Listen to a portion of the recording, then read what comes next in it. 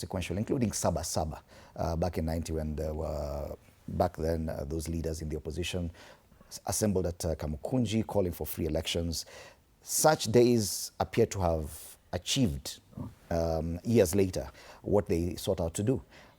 But when it comes to this, what you're calling now Gen Z demonstrations of 2024, what exactly are we doing on this day? Do you see this day being an important one going forward? Do you see it being consequential? Does the anxiety paint anything positive about any outcome that we have on marking this day? I think in terms of the Constitution, it's very clear on days that are in the Constitution as national days to be marked by the citizens.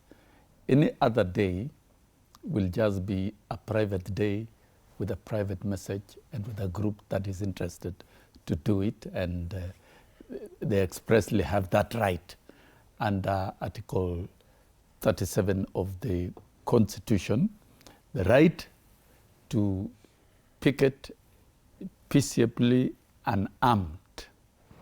And I take it back to Wakili here. When you say the government is afraid, I think you must bring very empirical data that government is afraid and really is disrupting. Don't link government to some of the disorganized activities of some citizens. The right to picket and to peacefully demonstrate is a right in the Constitution, and they must be organized in that for that matter. I'm saying that, Fred, because I've done it more than 4 times. I've paralyzed the country and had my team engage in activities which were very peaceful. Nobody lost life, no property was affected.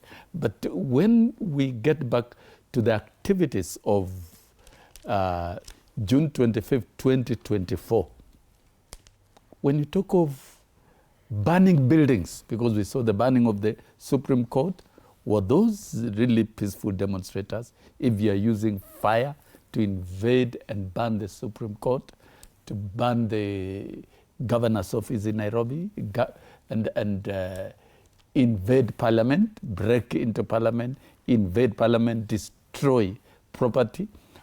And I think the government is very clear about it, and the CS Interior stated it very clear, that we have no problem with those who want to demonstrate peacefully, and you notify the police where you are going to meet and where you are going to present your petition.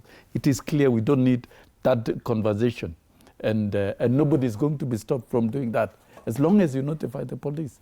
And government cannot stop that. That's not the business of government. But where we see wanton destruction of property, violence, and killings. Do you anticipate that tomorrow? Yes, in terms of security, in terms of security alert, we've seen it. Do you know why, Fred? And Senior Counsel here should be able to tell us, okay, right to peacefully is there. There will be those who will intend to demonstrate peacefully.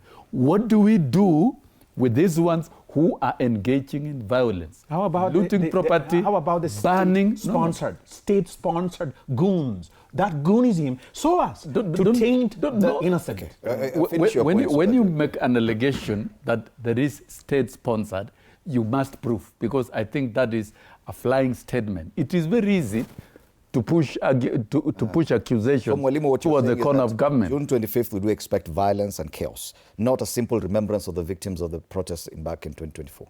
June 25th has been hijacked for advancing some political message by those who are politically bitter, using violence. That is a fact. And the country has witnessed this. We have witnessed. And therefore, for tomorrow, it would be good for the country to see peaceful demonstrations with no violence. Okay. And nobody is going to stop anybody from that. Let's listen to what former Deputy President said about what he anticipates tomorrow. I spoke yesterday, Rigathi Gachagua. This is what he had to say.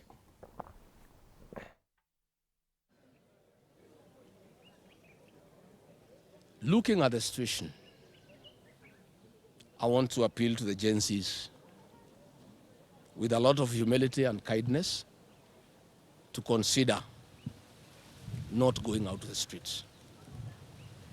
These are our children and grandchildren whom we need next year to help us liberate this country through the ballot.